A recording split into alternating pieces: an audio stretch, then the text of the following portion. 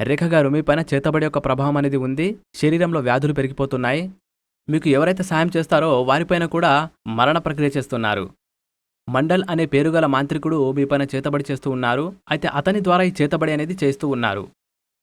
ఆర్థిక సమస్యలు చాలా ఉన్నాయి. ఆర్థిక దిగ్బంధన కారణంగా ఇలా జరుగుతూ ఉంది. కాబట్టి ఇంట్లో ఆర్థిక సమస్యలు ఉంటూనే ఉన్నాయి. దాంతోపాటుగా మీ పెద్ద కుమారుడి జీవితం బాగుండాలనేదే మీ యొక్క కోరిక. మరియు చిన్న కొడుకు యొక్క పెళ్లి కావాలనే కోరికతో మీరు వచ్చారు. ఇల్లు అమ్మకూడదని మీరు కోరుకుంటున్నారు. నిజమేనా? ఇల్లు అమ్మకూడదని మీరు కోరుకుంటున్నారు. దాంతోపాటుగా ఇంట్లో గొడవలు జరగకూడదు. కుటుంబ సభ్యుల మధ్య ప్రేమాప్యాయతలు ఉండాలి.